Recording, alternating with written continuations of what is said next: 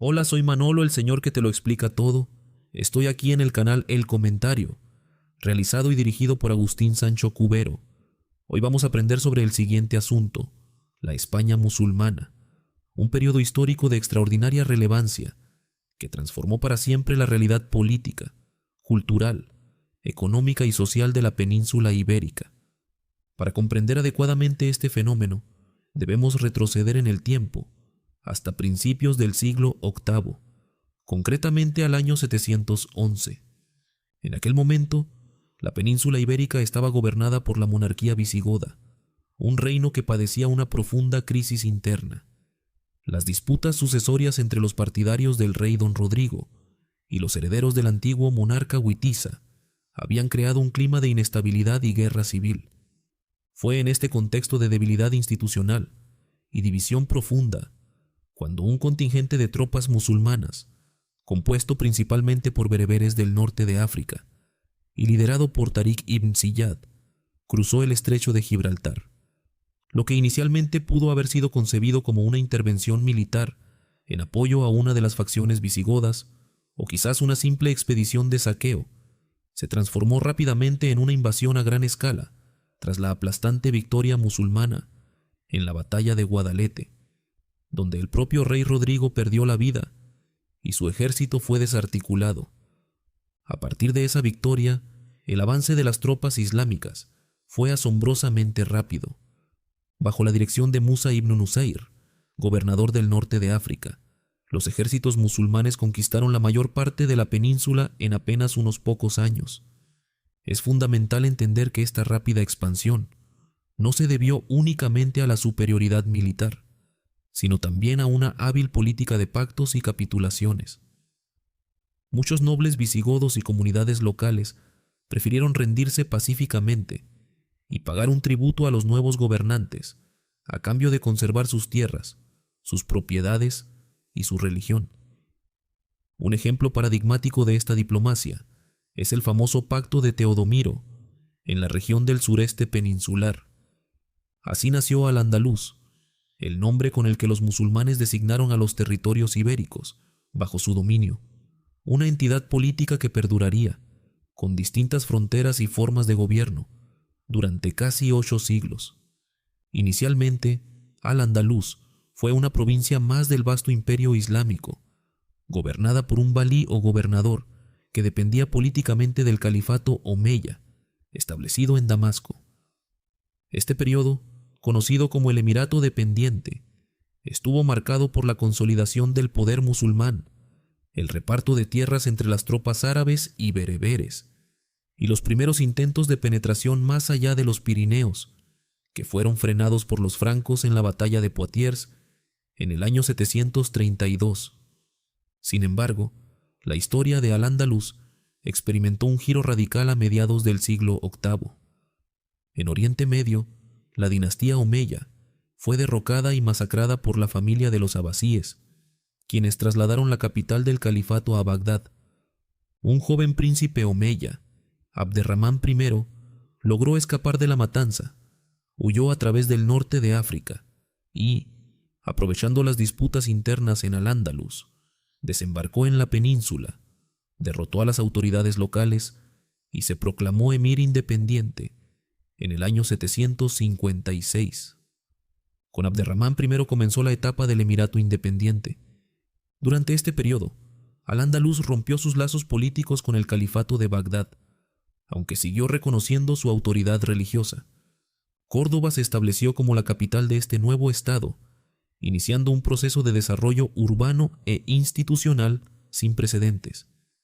Los emires omeyas tuvieron que hacer frente a numerosas rebeliones internas, tanto de los bereberes que se sentían discriminados en el reparto de las mejores tierras, como de los muladíes, que eran los cristianos convertidos al Islam, y de los mozárabes, los cristianos que mantuvieron su fe bajo el dominio islámico. A pesar de estas tensiones, el Estado cordobés logró consolidar una administración eficiente, un ejército profesional y una economía próspera, sentando las bases para la época de mayor esplendor que estaba por venir. El culmen del poderío político y cultural de la España musulmana llegó en el siglo X, cuando Abderramán III decidió dar un paso trascendental y se proclamó califa en el año 929. Esta decisión no fue un mero capricho, sino una respuesta estratégica para reafirmar su autoridad absoluta frente a las rebeliones internas y para contrarrestar la amenaza del califato fatimí que se había establecido en el norte de África. Al asumir el título de califa, Abderramán III reclamaba para sí no solo el poder político, sino también el liderazgo religioso supremo, desvinculándose definitivamente de cualquier otra autoridad en el mundo islámico. Nació así el Califato de Córdoba, la etapa más brillante y hegemónica de Al-Ándalus. Durante este tiempo, la autoridad de Córdoba se impuso sin discusión sobre los reinos cristianos del norte, a los que obligó a pagar cuantiosos tributos, y extendió su influencia por el norte de África para controlar las vitales rutas comerciales del oro y los esclavos. Abderramán III pacificó el territorio, reorganizó la administración y ordenó la construcción de la majestuosa ciudad palatina de Medina Azahara, un símbolo en piedra del poder califal destinado a deslumbrar a embajadores y rivales. Su sucesor, Al-Hakem II, continuó esta época de paz y prosperidad, destacando especialmente por su extraordinario mecenazgo cultural. Durante su reinado, Córdoba se convirtió en el faro intelectual de Occidente, albergando una biblioteca fabulosa con cientos de miles de volúmenes y atrayendo a sabios, poetas, médicos y filósofos de todas partes del mundo conocido. Sin embargo, tras la muerte de Al-Hakem II, el poder califal comenzó a debilitarse. La figura del califa quedó relegada a un papel meramente simbólico, mientras que el poder real pasó a manos de su visir, el temible Almanzor. Este caudillo militar instauró una dictadura personal, apoyada en un poderoso ejército mercenario, y llevó a cabo devastadoras campañas militares, conocidas como razias o aceifas, contra los reinos cristianos, llegando a saquear ciudades tan emblemáticas como Barcelona y Santiago de Compostela. Aunque Almanzor mantuvo la supremacía militar de Al-Ándalus, su política sentó las bases para la destrucción del Estado omeya. Tras su muerte y la de sus sucesores inmediatos, estalló una violenta guerra civil, o fitna, a principios del siglo XI. Los distintos grupos de poder árabes, bereberes y eslavos se enfrentaron en una lucha encarnizada que culminó con la abolición oficial del califato en el año 1031. Como consecuencia de esta desintegración, Al-Ándalus se fragmentó en decenas de pequeños estados independientes conocidos como los reinos de taifas. Estas entidades políticas, aunque mantuvieron un altísimo nivel de refinamiento cultural e intelectual, en cortes como las de Sevilla, Zaragoza, Toledo o Badajoz, adolecían de una debilidad militar crónica. Los reinos de taifas se enfrentaban constantemente entre sí, lo que fue aprovechado astutamente por los reinos cristianos del norte, que habían comenzado su expansión hacia el sur, en un proceso histórico tradicionalmente denominado Reconquista. Los monarcas cristianos exigieron a las taifas el pago de parias, unos onerosos tributos en oro a cambio de protección o de no ser atacados, lo que enriqueció enormemente a los reinos del norte y debilitó la economía andalusí. La fragilidad de las taifas quedó dramáticamente expuesta cuando el rey Alfonso VI de León y Castilla conquistó la estratégica ciudad de Toledo en el año 1085. Ante el pánico de ser aniquilados, los reyes de taifas, liderados por Al-Mutamid de Sevilla, tomaron una decisión desesperada pidiendo auxilio militar a los almorávides, un imperio de monjes guerreros surgido en el norte de África.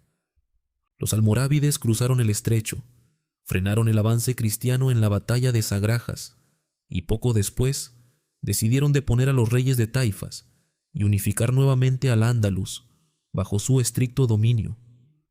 Se inició así el periodo de los imperios norteafricanos. Los almorávides impusieron una visión más rigorista del Islam, pero su imperio acabó sucumbiéndose a la corrupción y a la presión de nuevos movimientos religiosos en África, siendo sustituidos a mediados del siglo XII por los almohades. Este nuevo imperio, aún más puritano y militarista, logró unificar una vez más el territorio andalusí y obtuvo importantes victorias contra los cristianos, como la de Alarcos. Sin embargo, su poderío se quebró definitivamente en el año 1212, en la trascendental batalla de las Navas de Tolosa, donde una coalición de reinos cristianos derrotó de manera aplastante al ejército almohade, abriendo de par en par las puertas del valle del Guadalquivir a la conquista cristiana. Tras el colapso almohade y la rápida conquista de ciudades fundamentales como Córdoba y Sevilla por el rey Fernando III el Santo, la presencia musulmana en la península ibérica quedó reducida a un único y último bastión, el reino nazarí de Granada. Fundado por la dinastía de los nazaríes en la primera mitad del siglo XIII, este reino logró sobrevivir durante 250 años más, extendiéndose por las actuales provincias de Granada, Málaga y Almería.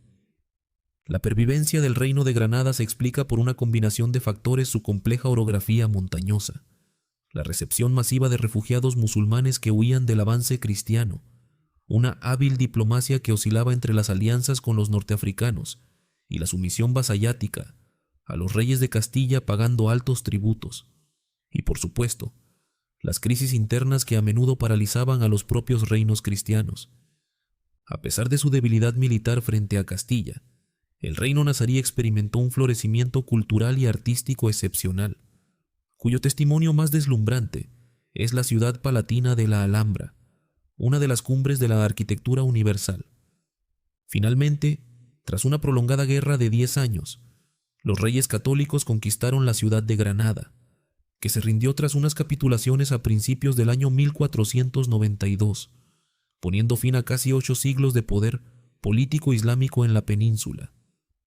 Dejando a un lado la evolución puramente política, es indispensable analizar la profunda huella civilizatoria que al-Ándalus imprimió en nuestra geografía. La sociedad andalusí fue un mosaico de extraordinaria complejidad y diversidad étnica y religiosa, aunque fuertemente jerarquizada.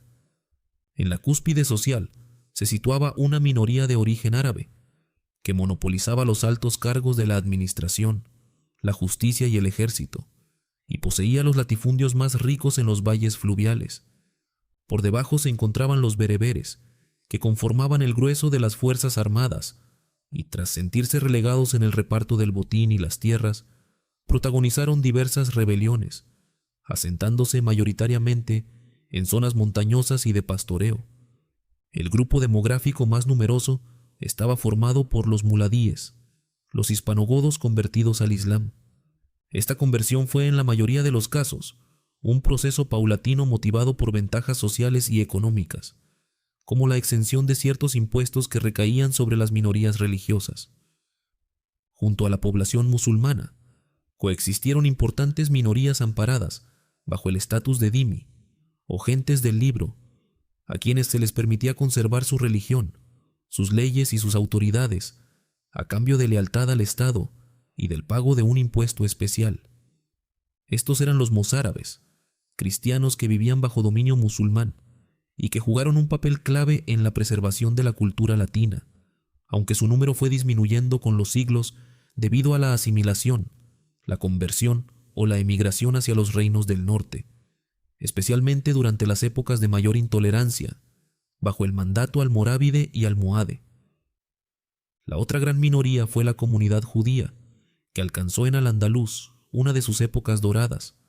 Los judíos andalusíes, eminentemente urbanos, destacaron en el comercio, la artesanía de lujo, la medicina, las finanzas y la diplomacia, aportando figuras universales al pensamiento filosófico y religioso.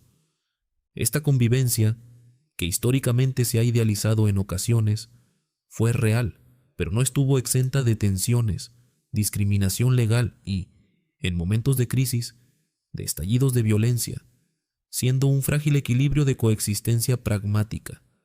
La economía de la España musulmana supuso una verdadera revolución en comparación con la etapa visigoda anterior y con la situación contemporánea en el resto de la Europa feudal. La base de la prosperidad andalusí fue la agricultura. Los musulmanes introdujeron y perfeccionaron sofisticados sistemas de irrigación, utilizando norias, acequias y complejas redes de canales que permitieron extender el regadío y aumentar exponencialmente la productividad agrícola. Junto a los cultivos tradicionales de la trilogía mediterránea, el trigo, la vid y el olivo, los árabes aclimataron en la península una gran variedad de nuevas especies procedentes de Oriente. Gracias a ellos se comenzaron a cultivar intensivamente el arroz, la caña de azúcar, el algodón, el azafrán, las berenjenas, las espinacas, las alcachofas, las zanahorias y una amplia gama de árboles frutales como los naranjos, limoneros, pomelos, albaricoques, melocotones, granados, higueras, palmeras datileras, además de plantas textiles e industriales que impulsaron la manufactura. Esta revolución verde cambió para siempre la dieta y el paisaje de la península ibérica. Al mismo tiempo, Al-Ándalus se caracterizó por ser una civilización eminentemente urbana, en contraste con la profunda ruralización de la Europa cristiana de la Alta Edad Media. Las ciudades andalusíes eran vibrantes centros de producción y consumo. En el centro neurálgico de la Medina se alzaba la mezquita mayor, o aljama, el corazón de la vida religiosa y pública. Muy cerca se encontraba el zoco, el mercado donde florecían el comercio local e internacional y la artesanía. Los artesanos andalusíes alcanzaron fama mundial en la producción de sedas, tejidos de lino, cerámica vidriada, trabajos en cuero, como los renombrados cordobanes repujados, ebanistería fina, orfebrería, armas labradas en Toledo y la fabricación de papel, una invención china que los árabes introdujeron en Europa a través de la ciudad de Játiva. Otras infraestructuras fundamentales de las ciudades andalusíes eran los baños públicos o hammam, herederos de las termas romanas y esenciales para la higiene y la sociabilidad, las alhóndigas para alojar a los comerciantes, los hospitales y, por supuesto, el alcázar o fortaleza que albergaba a las autoridades civiles y militares. Todo este desarrollo económico estuvo sustentado por un vigoroso comercio interior y exterior, facilitado por el uso constante de la moneda, los dinares de oro y los dirames de plata, algo casi inaudito en la Europa septentrional de la época. Los puertos de Almería, Málaga y Sevilla conectaban la península ibérica con el norte de África, el Mediterráneo oriental y el lejano Oriente, exportando productos agrícolas de lujo, tejidos y manufacturas, e importando especias, sedas preciosas, esclavos y oro transsahariano. El legado intelectual y científico de Al-Ándalus es uno de los capítulos más brillantes de la historia de la humanidad. La España musulmana actuó como un inmenso puente cultural entre Oriente y Occidente. A través de las cortes andalusíes y posteriormente mediante la célebre Escuela de Traductores de Toledo, gran parte del conocimiento de la antigüedad clásica griega y romana, que había sido olvidado en la Europa cristiana occidental, fue recuperado, traducido al árabe, enriquecido con aportaciones orientales y finalmente vertido al latín y lenguas romances. Los sabios andalusíes sobresalieron en todas las ramas del saber. En matemáticas difundieron el sistema de numeración indo-arábigo, incluyendo el uso del cero, que sustituyó al engorroso sistema numérico romano y posibilitó el avance del cálculo y el álgebra. En astronomía destacaron figuras como Azarquiel, cuyas tablas toledanas para calcular el movimiento de los astros fueron utilizadas por navegantes y científicos de toda Europa durante siglos. En medicina, la pericia clínica de los médicos andalusíes era inigualable. Destaca el cirujano Abulcasis de Córdoba, autor de una enciclopedia médica masiva que se convirtió en el libro de texto de referencia en las universidades europeas, inventando instrumentos quirúrgicos que aún hoy son reconocibles. La filosofía también alcanzó cotas sublimes, intentando la ambiciosa tarea de armonizar la fe religiosa con la razón y la filosofía aristotélica. En este ámbito brillaron con luz propia pensadores monumentales, como el musulmán Averroes, cuyos comentarios sobre Aristóteles influyeron profundamente en el pensamiento cristiano escolástico, de figuras como Tomás de Aquino y el judío Maimónides, médico y filósofo cuya obra cumbre, La Guía de Perplejos, es una obra maestra del pensamiento racional. En botánica, agronomía, geografía e historiografía, las aportaciones andalusíes formaron la vanguardia del conocimiento mundial. Finalmente, es imposible obviar la gigantesca huella cultural que ha dejado este periodo en nuestra identidad contemporánea, comenzando por nuestro propio idioma. Se calcula que el castellano contiene más de 4.000 vocablos de origen árabe, los arabismos, que impregnan casi todos los ámbitos de nuestra vida diaria. Fijaos en la cantidad de palabras que empiezan por el prefijo al, que suele corresponder al artículo árabe. En la agricultura usamos términos como aljibe, alberca, acequia, noria, azud, algodón, azúcar, zanahoria, naranja, limón, sandía. En la construcción y la vivienda encontramos palabras como albañil, adobe, azulejo, alcoba, almohada, alfombra, azotea. En la administración de nuestras ciudades persisten cargos como el alcalde y el alguacil. En nuestro vestuario tenemos camisas y pantalones, pero también la bata y las babuchas. Expresiones tan sentidas como ojalá, que significa si Dios quiere, son un recuerdo diario de nuestra historia compartida. Igualmente imborrable es el legado arquitectónico. La mezquita de Córdoba, con su infinito bosque de columnas y arcos de herradura, el Palacio de la Aljafería en Zaragoza, la Giralda y la Torre del Oro en Sevilla, los restos palatinos de Medina Azahara, y coronando todo ello, el asombroso conjunto monumental de la Alhambra de Granada y los jardines del Generalife. Todo este patrimonio, caracterizado por su decoración geométrica y epigráfica, su dominio virtuoso del agua y la luz, y su integración con la naturaleza, no solo atrae a millones de visitantes, sino que atestigua el altísimo grado de civilización, elegancia y sensibilidad que se alcanzó en aquellas tierras. En resumen, la historia de España y de Europa no puede entenderse sin comprender la magnitud, los logros, las luces y también las sombras de los casi 800 años de presencia musulmana en la península ibérica, una etapa que configuró de manera determinante nuestra forma de cultivar, de construir, de hablar y, en definitiva, nuestra forma de vivir. A suscribirse al canal El Comentario,